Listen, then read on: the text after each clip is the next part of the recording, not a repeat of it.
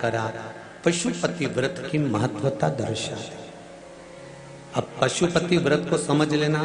कई माताएं गलती करती हैं, कई माताएं व्रत को नए नए तरह से करती हैं। कोई कुछ बताता है, कोई कुछ बताता है, कोई कुछ बताता है। उस व्रत को आप समझ लीजिए, पशुपति व्रत। पशुपति व्रत 5 सोमवार का होता है। कितने सोमवार होते हैं अच्छे से समझ लेना। 5 सोमवार का व्रत है। आज अष्टमी का दिन आप लोग अच्छे से समझ लोगे तो आपको फिर कोई ये नहीं होगा कि मैंने व्रत करा और मेरा काम क्यों नहीं हुआ। उसमें अपने को अपनी गलती छांटना है कि गलती कहां हो गई। पशुपति व्रत 5 सोमवार का होता है। बीच में किसी सोमवार पर यदि एकादशी पड़ जाए या कोई तीज पड़ गई या कोई त्योहार पड़ गया, कोई नवरात्रि का व्रत कर रहे हो या कोई त्योहार का व्रत कर रहे हो या कोई तिथि का व्रत कर रहे हो और उस दिन सोमवार पड़ गया, अब आपने विचार करा कि मेरा पशुपति का भी व्रत है और साथ में तीज का भी व्रत है, तो कौन सा व्रत करूं मैं। तो उस समय पर आपको पशुपति व्रत छोड़ देना चाहिए। फिर आप तीज का व्रत कर लो या चतुर्थी का करती हो तो चतुर्थी का करो, छठ का करती हो तो छठ का करो, नवरात्रि के व्रत करती हो तो नवरात्रि के करो।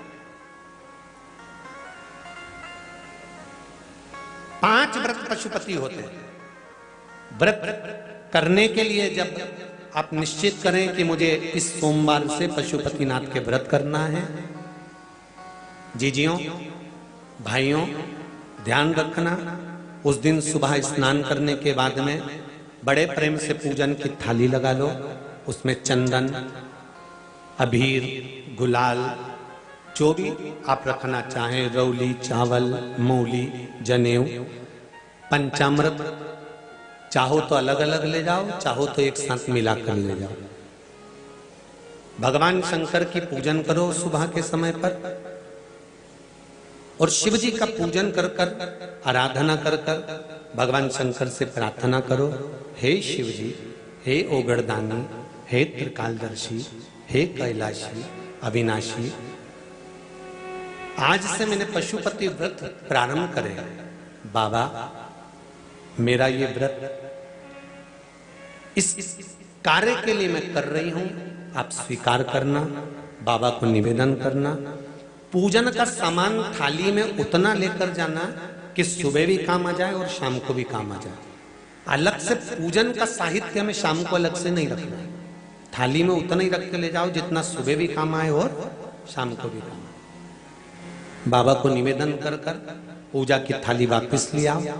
शाम के समय पर घर में मीठा बनाओ, 6 दिए रखो थाली के अंदर घी के, और दिए रखकर मीठा ले जाकर मंदिर में पूजन करो। शाम को स्नान कराने की जरूरत नहीं, पंचामृत स्नान की जरूरत नहीं है। शाम को तो केवल जल का छींटा दे दो, पंचामृत का छींटा दे दो, बाबा की पूजन करो। पूजन कर कर प्रसाद के पहले 3 हिस्से करो। 3 हिस्से करने के बाद फिर आप दिया लगाइए। फिर बाबा को कितने दिए लगाना है? जम के बोलो, 5 दिए लगाना है आपको शंकर भगवान को। 5 दिए लगाइए, एक एक दिया जलाते जाएं और शंकर भगवान से पहले सोमवार को दिया जलाते समय अपने हृदय की बात कहते जाएं। 5 दिए पूरे हो जाएं। छठा दिया जलाना नहीं है, उसको थाली में वापस रख लेना। दिए को थाली से नीचे उतारना जरूर। कौन से दिए को? जम के बोलो जरा। छठे दिए को मंदिर में उतारना जरूर और फिर वापस थाली में रख लेना है। प्रसाद 2 हिस्से मंदिर में छोड़ना है, 1 हिस्सा थाली में रख के ले आना है। पूजन कर कर बाबा को निवेदन कर कर वापिस आइए। शाम को जब घर में प्रवेश करो, सीधे हाथ की ओर घर में अंदर जाते समय अपना जो राइट हैंड हो, अपना जो सीधा हाथ हो, उस ओर बैठो और बैठने के बाद उस दिए को प्रकट कर लो, प्रज्वलित कर लो। वहां पर भी शिव जी से प्रार्थना करो, हमारा यह कार्य है, सफल करिएगा। बाबा से निवेदन करके घर के अंदर प्रवेश कर जाओ। भोजन जब जीमने के लिए बैठो, भोजन करने के लिए बैठो, सबसे पहले जो प्रसाद लेकर आए हो उस प्रसाद को खाइए। जो प्रसाद आप लेकर आए उस प्रसाद में से किसी को नहीं देना है आपको, अकेले खाना। उतना ही प्रसाद लेकर जाना जितना खब जाए, छोड़ना भी नहीं। सबसे पहले प्रसाद खाइए, उसके बाद में भोजन करिए। इस व्रत में सुबह आप फलहार कर सकते हो, शाम को भोजन कर सकते हो। भोजन में ये जरूरी नहीं है कि मीठा ही खाना है, नमकीन भोजन भी कर सकते हो। बस मीठा कब खाना है, जब प्रसाद का एक हिस्सा लेकर आओ तो वो एक हिस्सा आप खाओ।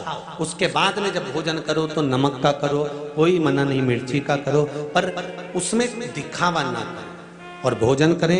ऐसे 5वां जब सोमवार आ जाए, बीच में अगर कोई सोमवार छूट भी जाए तो व्रत करना, पूजन मत करना। कोई रजो धर्म आ गया, रजस्वला धर्म आ गया, कोई कार्य आ गया तो उसमें पूजन करना, पूजन नहीं करना है, उसमें व्रत जरूर करना।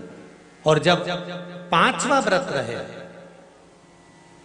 और 5वां व्रत जब रहे तो उस 5वें व्रत में जब सुबह पूजन करिए और शाम को पूजन करो तो शाम को भगवान पर 108 या तो चावल के दाने, मूंग के दाने या बेलपत्र या फूल की पत्ती, जो भी 108 चढ़ा सकते हो भगवान को चढ़ाकर एक श्रीफल 11 रुपए उस पे रखकर शिव जी से निवेदन कर कर घर पर आ जाइए, दिया लगाइए और बाबा से निवेदन कर कर प्रसाद पाइए। अगर नियम से कर लिया तो मेरा विश्वास कहता है 5 सोमवार के अंदर ही आपका काम हो जाएगा, 5वें तक पहुंचोगे।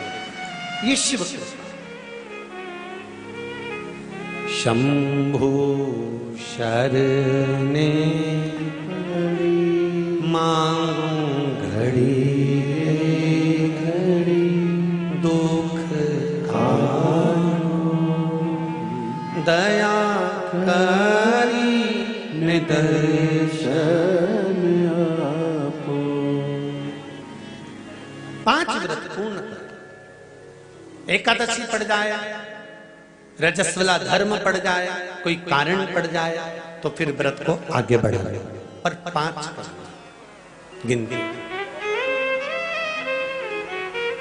के 5। ऐसा मेरा शिव है।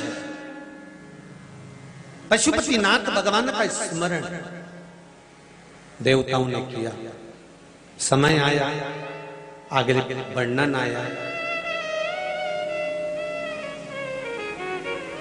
अंधकार लंबी बाती का प्रमाण अलग होता है। लंबी बाती क्यों लगाई जाती है? भगवान के मंदिर में, दीप में, देवियों की पूजन में, लक्ष्मी की वृद्धि के लिए। कौन से देवता के यहाँ लंबी बत्ती लगती है और कौन से देवता के यहाँ गोल बत्ती लगती है, उसका भी प्रमाण बनना। किसी देवी की पूजन करो तो लंबी बत्ती आती है, कुल देवता की पूजन करो तो लंबी बत्ती आती है। किसी मंदिर में किसी देवता को लगाने जाओ तो गोल बत्ती लगती है, उसका भी प्रमाण है। लंबी बत्ती जहां लगाई है, अगर लक्ष्मी के सामने लगाई है तो लक्ष्मी की लंबाई बढ़ती है, लक्ष्मी की वृद्धि बढ़ती है।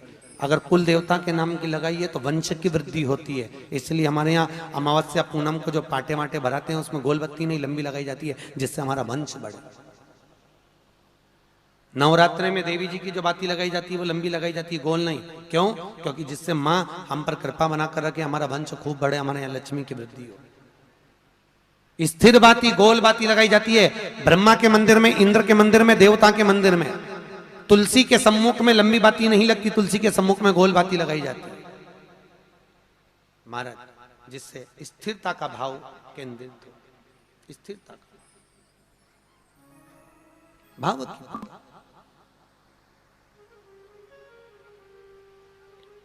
पीपल के वृक्ष के नीचे कभी लंबी बाती नहीं लगती, बड़ के पेड़ के नीचे कभी लंबी बाती नहीं लगती, आंवले के पेड़ के नीचे कभी गोल बाती नहीं लगती। आंवले के वृक्ष के नीचे लंबी बाती लगना चाहिए।